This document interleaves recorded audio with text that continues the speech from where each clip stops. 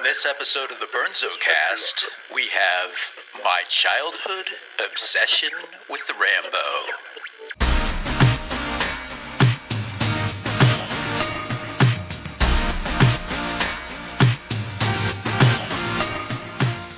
Hello, everyone, and welcome to episode number 10 of the Burnzo Cast. This is your host, Matt Burns, speaking. So I'm not sure how long this episode is going to be. We'll see, but I don't know. A couple months ago, I suddenly had this urge to watch Rambo movies. All three of them, actually. Rambo 1, Rambo 2, Rambo 3. I think it's First Blood Part 2, and then Rambo 3. I think I had this urge to watch Rambo movies because it was the middle of the summer, and for whatever reason, I associate the summer with watching Rambo. This probably stems all the way back to my childhood when I probably would watch Rambo a lot during the summer, so that's probably the explanation as to why I had this urge. So anyway, I watched all three Rambo films, and then I realized that I never really wrote about my childhood obsession with Rambo, especially in particular my obsession with First Blood Part 2. So I went ahead and wrote an article called My Childhood Obsession with Rambo, and I posted it on my blog, theburnzodiaries.com, and to complement this article, I thought I would go ahead and do a podcast episode discussing my childhood obsession with Rambo. So here we are right now doing a podcast on my childhood obsession with Rambo. But before we go into the meat and potatoes of this podcast, we do need to hear a quick word from our sponsor. So why don't we take a quick break, and we'll be right back after these brief messages. Good afternoon, sir. How are you today? Fine. Thank you. Oh, see this watermelon. Excellent choice, sir. At the perfect ripeness, too. I can guarantee it. Ah, Pepperidge Farm Goldfish. Excellent, sir. I prefer the pizza ones myself, but cheddar cheese flavored are great, too. Let's see what's next here. Oh, some maggot. What is this, sir? Gotcha Paparazzo, Stardust Magazine, Hollywood Hottie, Tabloid Magazine, sir? Really? I thought you were better than this. What's it to you? Just cash me out and I'll be on my way. Sir, I can't let you buy this mind filth. What? This is preposterous. May I suggest you read something with more substance, sir, like something that doesn't rot your soul? For example, did you know Matt Burns has books on Amazon.com now? Many of them cost only 99 cents. At most, you're only going to pay about $3. Well, you convinced me. I'll buy some books by Matt Burns instead of these tabloid magazines that rot my soul.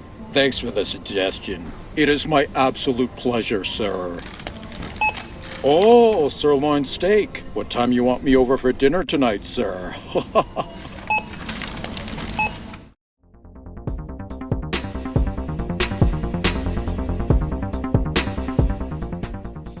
Alrighty, welcome back to the Burnzo Cast. Again, this is episode number 10. It's called My Childhood Obsession with Rambo. And now it's time to get our survival knives ready, tie a red bandana around our foreheads, kiss our jade Buddha choker necklaces for good luck, and commence this podcast, shall we? So, when I was young, maybe 3 or 4 years old, 5 years old, I never really watched kids' movies or family movies, and I actually never knew where this section was in the local Video Paradise video store. I did later learn a few years later that the family section was located in the creepy basement of Video Paradise, and I don't know, this video store was kind of unique because it was 2 floors. It had this basement, and it wasn't really an overtly creepy basement. It wasn't dark and musty and cobwebby, but I think it was just creepy because it was kind of secluded. It was quiet. It had those buzzing fluorescent lights on the ceiling. It was kind of like being in a deserted section of a library, you know, the stack section when it's very quiet, nobody else is around, and had those buzzing fluorescent lights. That's where the family section was in the Video Paradise video store. But usually when I was young, we would go to the action section by default in the Video Paradise video store. I actually never even knew other movies existed, like horror movies and comedy movies. I always kind of just assumed that all movies were action movies because that's all we used to rent from Video Paradise. So when it came to the kinds of movies I could watch, no action movie was really off limits. Violence was pretty much fine. My parents were fine with me watching any kind of violence whatsoever. So whether it was, an Arnold Schwarzenegger movie, the movie Commando comes to mind. There was Jean-Claude Van Damme movies. Double Impact was a favorite that I can remember. There were Chuck Norris movies. I think the Delta Force movie was a favorite of mine.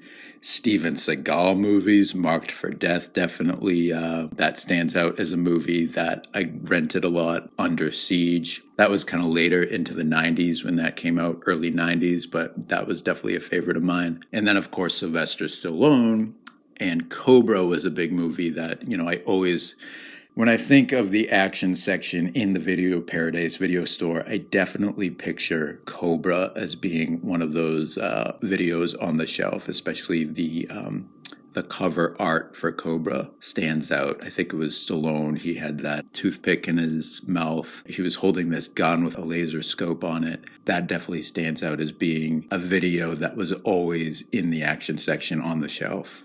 One movie that I remember renting the most, however, was definitely First Blood Part 2, and that was obviously another Sylvester Stallone movie. And I do remember renting it quite frequently from the Video Paradise video store, but eventually I know I taped it off of television, and I think it was during one of those promotional weekends where you got all the movie channels free.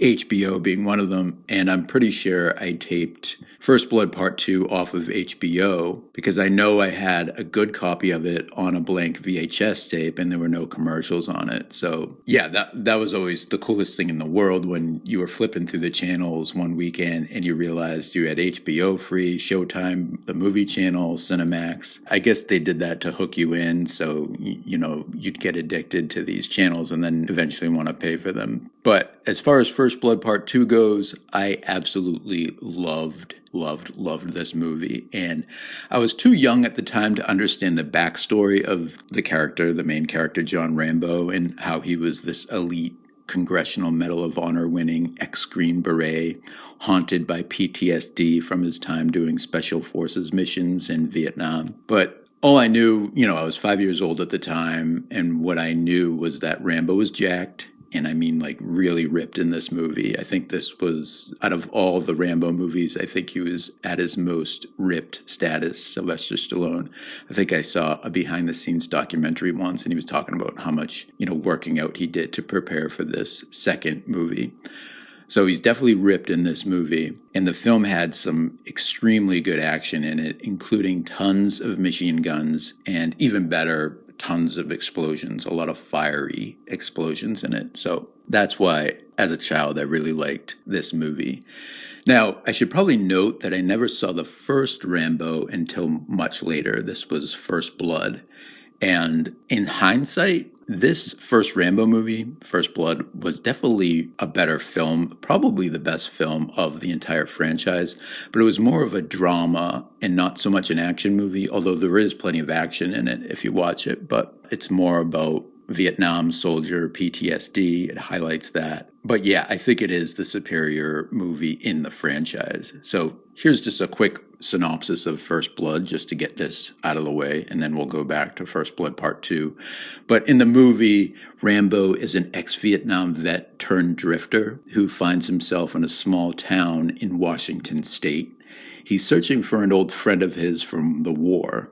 He learns, however, that his friend has died from cancer, and this is due to being exposed to Agent Orange during his time in Vietnam.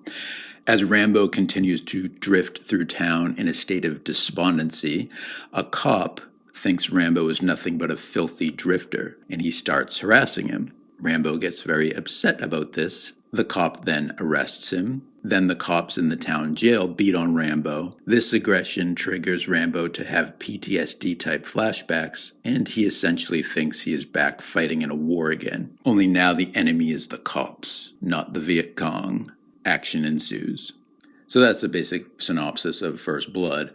The best part of the movie is definitely the psychological meltdown that Rambo has at the end of the movie. This is when he's in the police station. He's trapped by the cops. He has nowhere to run, nowhere to go. Colonel Troutman is there trying to convince him to surrender, and he has this big psychological meltdown where all the PTSD kind of comes out. It's kind of hard to understand exactly what he's saying, but he talks about his friend being blown to pieces in Vietnam by this young boy, I think, is carrying a box for shoe shining, but it ends up being a bomb, and it blows Rambo's friends to pieces. All the pieces of his friend end up all over his body, and he's trying to get his friend's legs gathered together and all the various body parts gathered together. Sounds horrible, sounds disturbing, but it's a very powerful scene. Definitely makes you understand the kind of PTSD that these soldiers brought back with them from Vietnam. So a very powerful scene. I really like it. And that's kind of what makes the first Rambo superior to the other movies in the franchise. However, like I said, I was all about First Blood Part 2 when I was a kid. Rambo 3 hadn't even come out yet, but this was the movie I loved the most. And I think because, I was more about the action and less about the drama, I couldn't really understand PTSD at that time. So I was more drawn to the action and the explosions in First Blood Part 2. So, as far as First Blood Part 2 goes, here's a brief synopsis of that movie. This movie opens with Rambo in a prison camp, hammering away at rocks in a quarry. Colonel Troutman pays him a visit and asks if Rambo would be interested in doing a covert mission for the United States military, possibly in exchange for a presidential pardon of Rambo's remaining prison sentence. The mission is to see if any American POWs are still being held in a Vietnam prison camp that Rambo himself had once escaped from during the war. Rambo agrees to the mission, not necessarily because he'll get a pardon from his prison sentence, but mostly because he's interested in saving POWs. Although he's only supposed to take pictures of the POWs in these camps and not engage with the enemy, Rambo has every intention of saving the POWs if and or when he finds them. And as it turns out, POWs are found in the camp. Rambo tries to help them. He's spotted by the enemy, and plenty of action ensues, of course. So, when I was 5 or 6 years old, I watched this movie obsessively, and I mean obsessively, basically to the point where the VHS tape would turn into snow. That's how much I watched it, because it wore out the tape. I tend to have an obsessive personality, and I get really obsessive about things, and this was definitely an early manifestation of this obsessive personality when I was 5 or 6 years old, watching First Blood Part 2 over and over and over, and also over again. In fact, I actually remember my sister coming home from summer camp one summer, and she saw me watching Rambo downstairs in our finished basement on the couch. And I remember her saying, "Well, I see not much has changed with you." Because I probably was watching Rambo when she left for camp, and I was watching Rambo when she came home from camp. So why was I so obsessed about this movie? Like I said, this was a straightforward action film with a lot of guns and explosions, and like any little boy out there, I liked war, I liked heroes, I liked action. It's in the little boy DNA. And this particular Rambo, First Blood Part 2, was light on story, and it was heavy on the action. So my obsession with this movie led me at a certain point to go out to the local KB Toys toy store at the local Walpole Mall and get Rambo action figures, and a lot of them. And I probably got them for birthdays and Christmases as well. I do also remember being on vacation down on Cape Cod for one summer in Dennis, Massachusetts.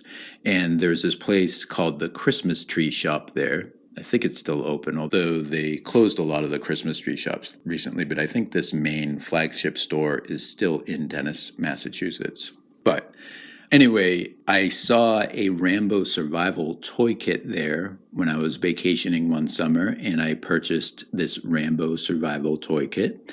And in this kit, it contained the survival knife that Rambo has, a plastic version, of course, the iconic red bandana, the jade Buddha necklace replica that Rambo has in First Blood Part 2, And also it had a very authentic looking pistol with a snap feature. So when you pulled the trigger, it snapped. And I absolutely loved this gun. This was actually my favorite gun from my childhood, my favorite toy gun.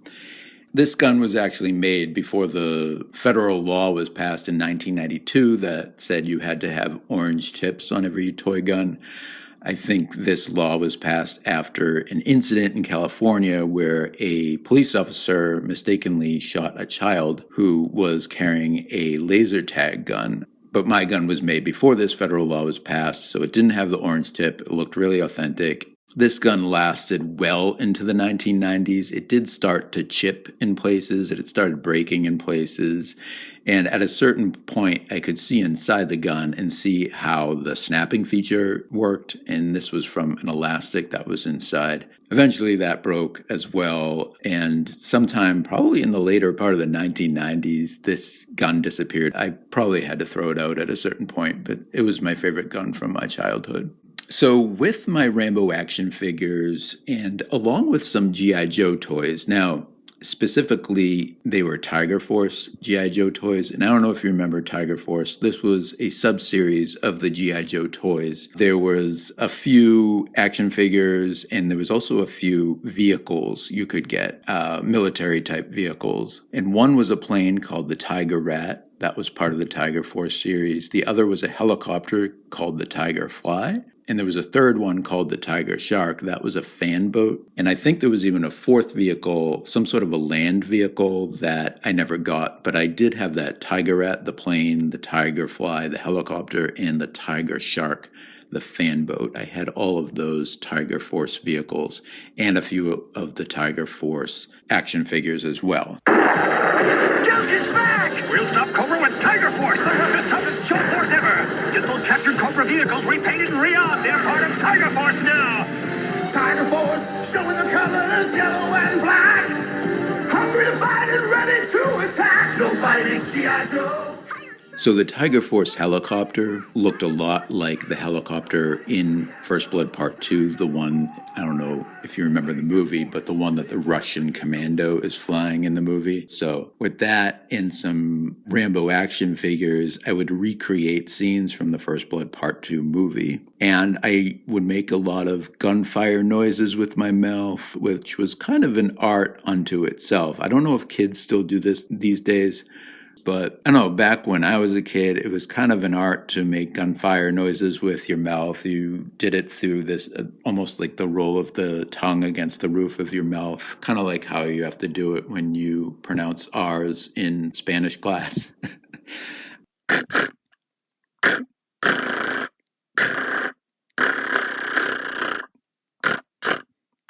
I don't know if kids still do this these days, if it's considered toxic masculinity. I don't know if, because of all, the gun controversy these days, I don't know if kids are encouraged as much to play toy guns and war and that kind of thing.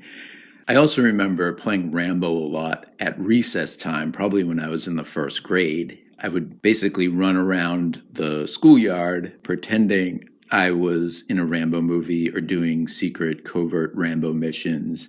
I remember doing a lot of gunfire noises with my mouth.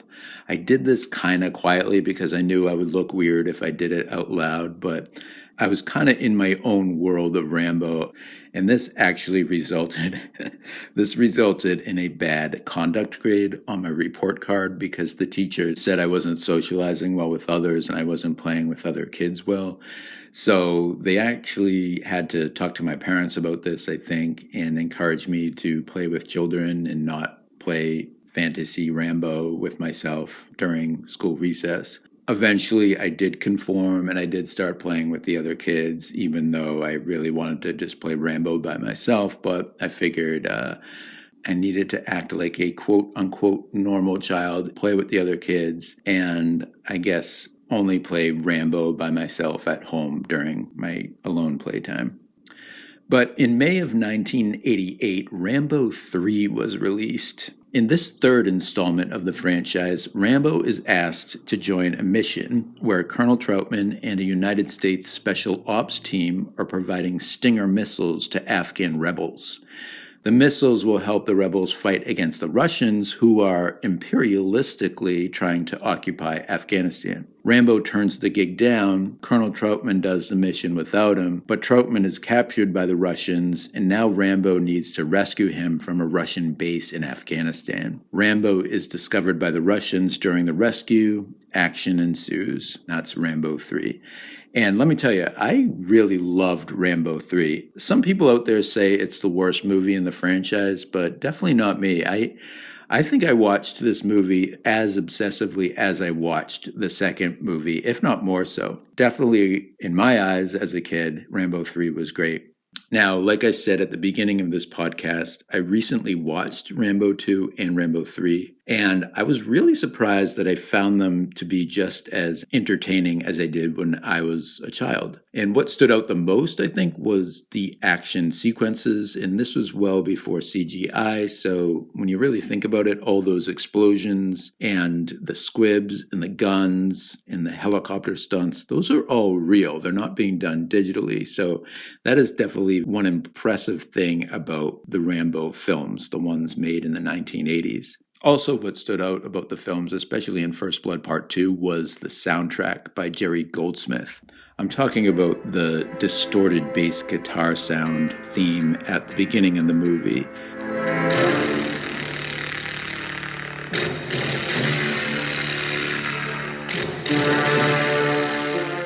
Which just sounds so menacing and so badass, frankly. It's seems to be very unique for its time. It reminds me a lot of what you hear in the 1990s with, say, Beastie Boys music. I'm kind of a Beastie Boys fan. So with Beastie Boys, you have the song Sabotage, and that has that distorted bass sound. And the Beastie Boys seem to use that sound quite a bit in their music, but they didn't start making that music until the 1990s, and Rambo First Blood Part 2 was made in 1985. So that distorted bass sound that Jerry Goldsmith uses is definitely unique for its time, and that really stands out when you watch the movie again as being an awesome theme, an awesome motif, and it's definitely an awesome soundtrack in general. The third thing that stood out when I rewatched the movies this time, and especially, again, First Blood Part 2, was the simplicity of the story. And the first act, which is usually done within the first 17 to 25 minutes of a movie, is basically done in this movie within the first 3 minutes. There's a brief 3-minute pre-title sequence where everything is set up. All the exposition is kind of gotten out of the way, and then we cut to the title sequence. We have Jerry Goldsmith's music with the badass distorted bass sound, and we're just really pumped up once that title sequence starts because we know exactly where the story's going. There's no fluff, it's to the point. And along the same lines, Rambo 2 feels very official. It feels almost like you're watching some sort of actual military documentary or something.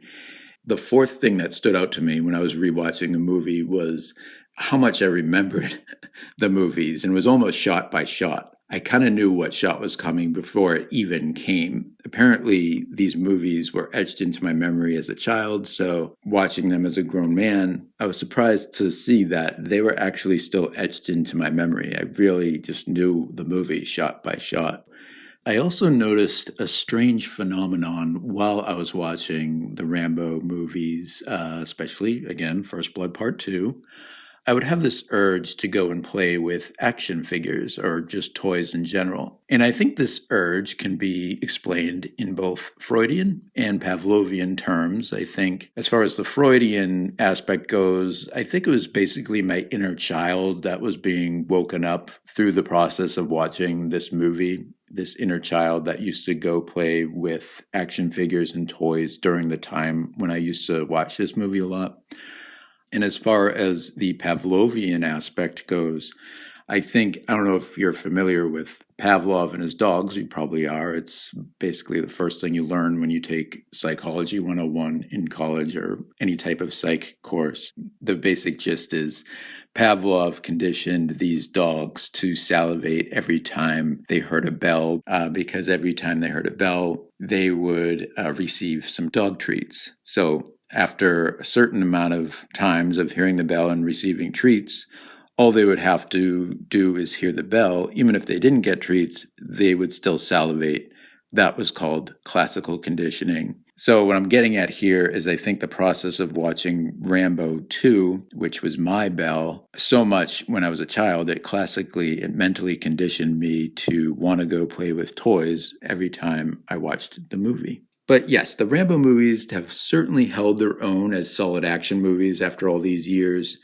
And they're definitely all the more impressive when viewed today, knowing that they were made well before the digital era. And for budgetary reasons, these action movies probably would never be made today in this analog way because it's too expensive. It's cheaper to make them digitally.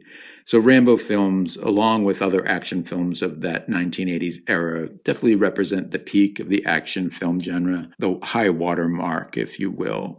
I definitely acknowledge that the Rambo movies are not the best films ever made, but there's always going to be a place in my heart for them, especially First Blood Part 2. And having rewatched that movie recently, I was definitely struck by how enjoyable and into it I actually was. I was kind of afraid that I would watch it, it'd be kind of a letdown. I wouldn't be as entertained as much as I was when I was a child.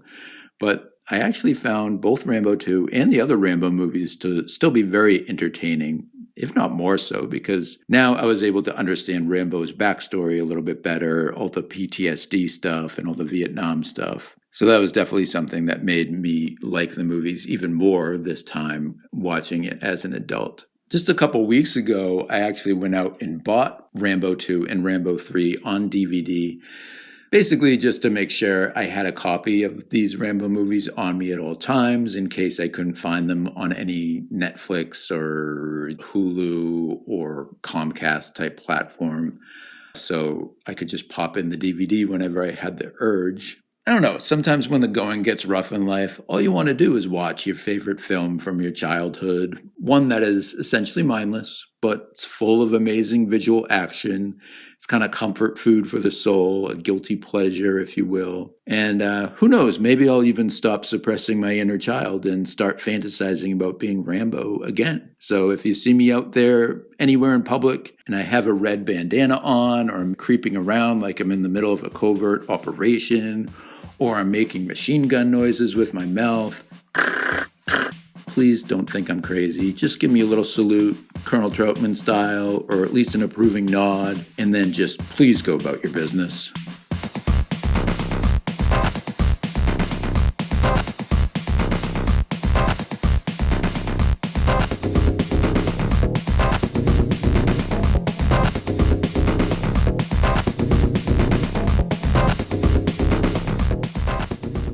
Alrighty, everyone, that concludes episode number 10 of the Burnzo Cast. I do hope you enjoyed this episode, and maybe if you were also big into Rambo when you were a child, then, I don't know, perhaps you could relate to everything that was discussed in this podcast episode. If you want to learn more about my obsession with Rambo, like I said at the beginning of this podcast, you can check out my article that I wrote. It's on my website, theburnzodiaries.com, and it's also called My Childhood Obsession with Rambo. Most of what I covered in this podcast is also in that article, but the article does go into greater detail regarding my Rambo obsession, and it also reiterates some of the points in this podcast, so it may definitely be worth a read. Anyway, more episodes to come, definitely, and... Hey, can you please do me a favor? I'm talking like Arnold Schwarzenegger right now, actually more like Sean Connery. I'm trying to sound like Sylvester Stallone, but I'm not being very good at it. I'll just be Sean Connery and ask for you to be well, and for you to take care of yourself. Please take care of yourself, Burnzo Nation.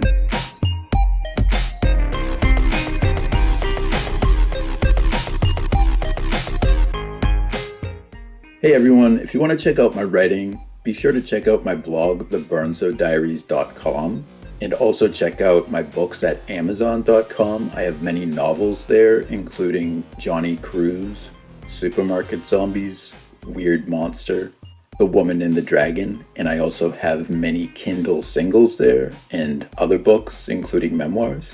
So be sure to check out my blog, theburnzodiaries.com, and also my books at amazon.com.